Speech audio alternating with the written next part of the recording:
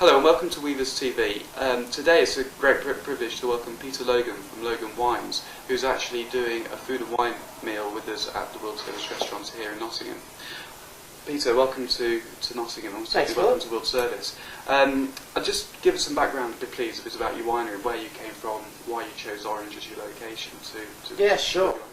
Well, I actually grew up in Sydney, and I was a chemist before getting into winemaking. I understand you're a chemist, yeah. Yeah, and I got a bit bored with that, and was drinking a lot more wine, and went and did a vintage in the Hunter Valley, and thought, yeah, this is more my speed, and then did a bit of a short degree in winemaking, and then came back and set up the company. The reason I chose Orange, well, you can't grow wine in Sydney, so I had to move out of there. Okay. And I chose Orange because it really suited the style of wine I wanted to make. What style of wine is that? Well, I've always loved the rich primary fruit characters that Australian wines become famous for. But I also love the savouriness and elegance and finesse of European wines. And I didn't really want to make one style or the other. I wanted to try and hybridise the two, to make wines that had that fruit from Australia, but also the more sort of interesting savoury characters from Europe. And so in order to do that, you needed to be in a cold climate. Okay, so the varietals you're planting there, why have you gone for the Gewurz and why have you gone for the styles of wines that you're planting? Well, a couple of reasons. It's a great region for aromatic whites because of the cold climate. It's also got one of the highest sunshine hours of all the winemaking areas in Australia. So it's got massive amounts of sun, cold but sunny, and it's the sun that drives fruit production, fruit flavour.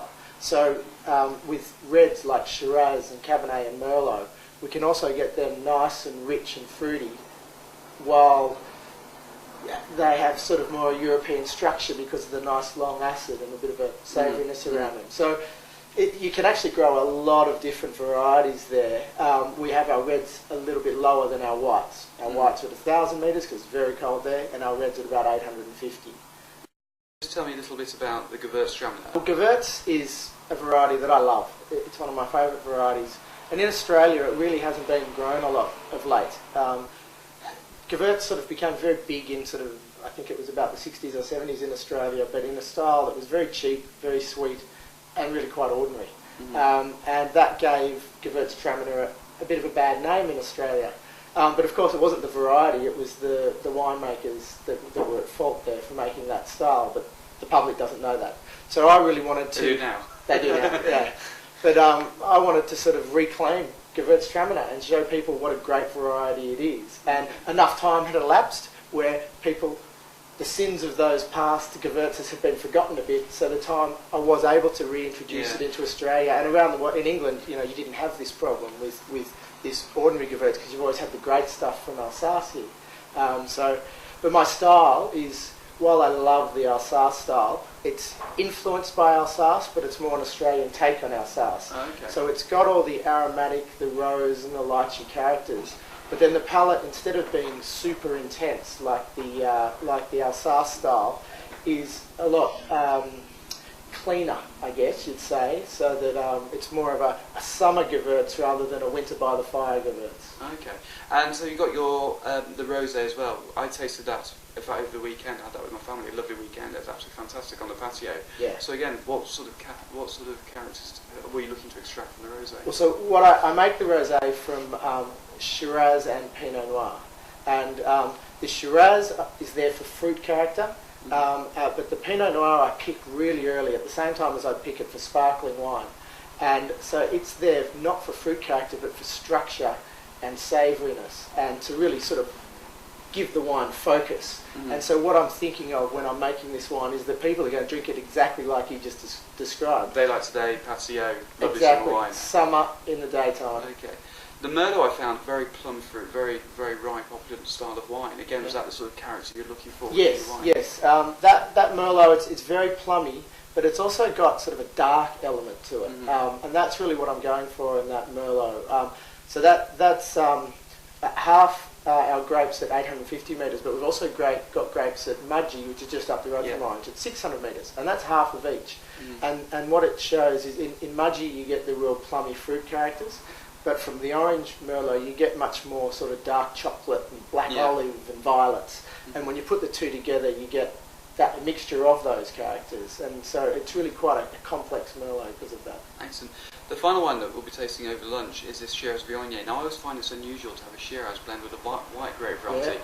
Could you expand a little bit more on that? Yeah, well I've always loved the Côte Rôtie wines from the Rhone Valley, and this is what a lot of the Côte Rôties do there. It's a large amount of the red Shiraz grape with a very small amount of the white Viognier, and really there's three benefits that the Viognier gives to the Shiraz, even in tiny amounts. So ours is 96% Shiraz and 4% Viognier, crushed and fermented together.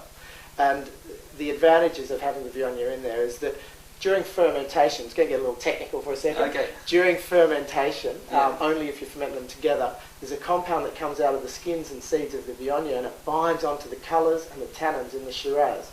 And what it does is changes the chemical structure of those compounds, making them for the colour. It actually makes them, instead of diluting the colour, it makes it brighter, because the new compound is a more intense, brighter compound. For the tannins, it does a similar thing, but it makes them silkier and softer. So instead of being potentially aggressive tannins, it's almost like they've got a coating of silk around them. Really? So it makes it very smooth. So it makes it very soft, very rounded. Soft and rounded. So again, ideal with game type food, lamb, beef, that sort of stuff. Yeah, that's right. It's still got all the tannin in there to match with the meat, but they're very smooth tannins. And then the third advantage is just the Viognier itself gives a little lift on the nose, a little sort of floral and spicy lift. And I think it's perfect when, if you didn't read the label and you were tasting the wine, you'd go, well, that's a Shiraz, but it's slightly different. I wonder if there's Viognier in there or if there isn't, not being able to make up your mind. So it's like I think that's the perfect amount. It's almost like a Shiraz without the spicy pepperiness in style. Yeah, well, in fact, the spiciness is heightened, but a different type of spiciness. It's more, it goes from the sort of black pepper into more things like, more like nutmeg and those type of spices. Interesting wine. Yeah. Okay, well thank you, Peter. It's great having you here again in Nottingham, and we look forward to tasting your wines. Thank you. Thank you, Phil. My grandfather had two brothers. One was George, who was a chief lecturer at Harvard, and this in the book is still used as pharmacy text. No, well, I actually didn't study it in... Brilliant, I think that's pretty good. I've never done one so easily. Right.